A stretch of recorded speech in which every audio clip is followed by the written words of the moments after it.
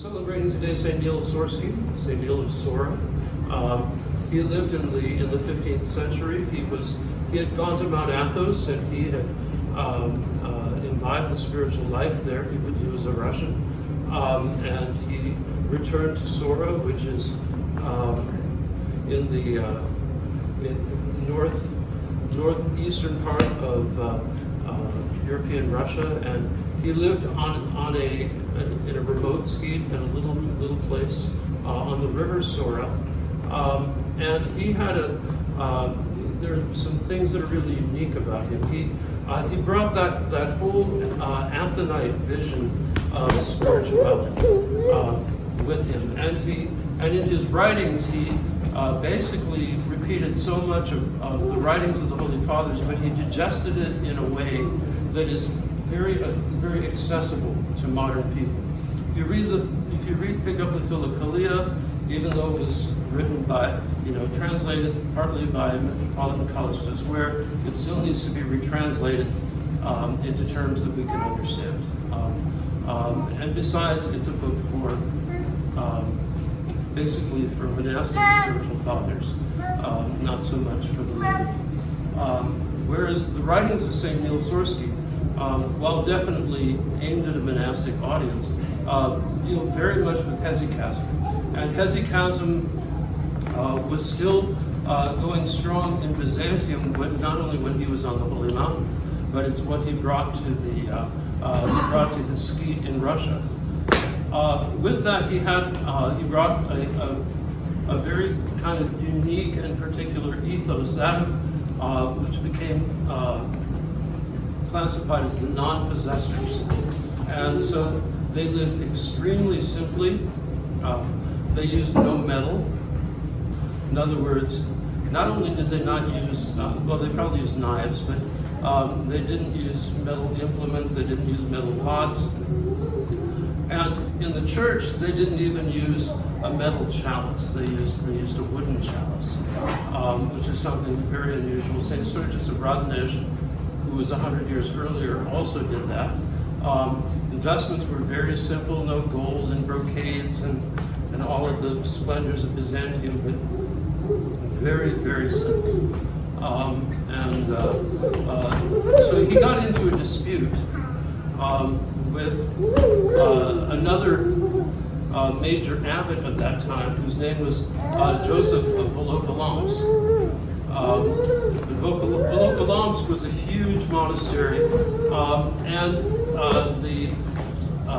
it was also a place where the normal kind of Russian pattern was being followed. That the wealthy aristocrats would bequeath lands and along with the lands came villages of people. So the monastery owned serfs, and all of the major monasteries in Russia owned serfs. And actually, the serfs preferred to work or to be on the properties of the monasteries because they were treated fairly and they were treated with kindness. A lot of the other landowners were very brutal to their serfs and treated them like slaves. Of course, there's not a whole lot of difference between serfdom and slavery. But this was a very, very old pattern over the course of centuries. And of course, in the monastery itself, it was filled with all sorts of very rich kinds of adornments and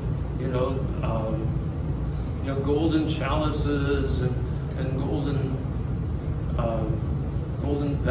vessels and golden panagias and crosses, not like this, which is brass with a plate, and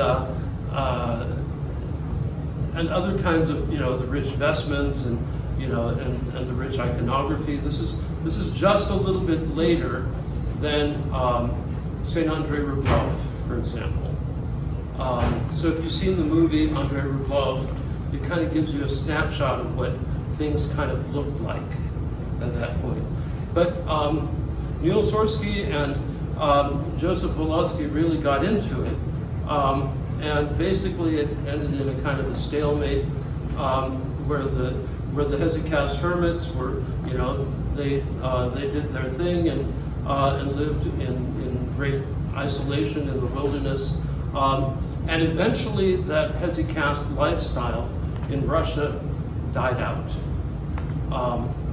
But the great monasteries continued.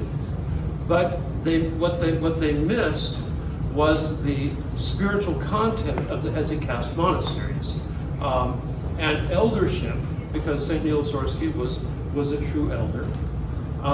They missed that whole tradition of eldership, so that the style of life in the great Russian monasteries, as it also was devolving in the Ottoman Empire, this was the time of the fall of Constantinople, was turning into a kind of a rough asceticism. The monks would wear chains, and they would beat themselves and do all of these kinds of external forms of penance,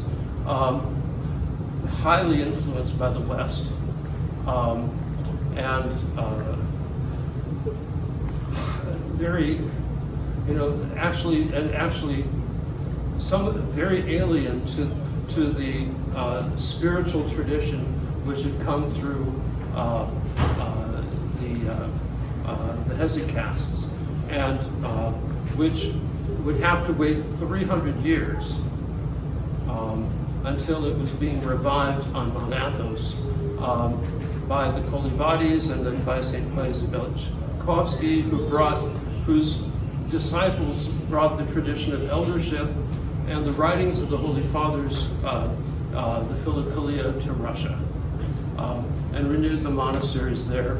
And so that's what produced the Optina elders, produced the Valam elders, and it renewed about 10% of the monasteries in Russia before the revolution.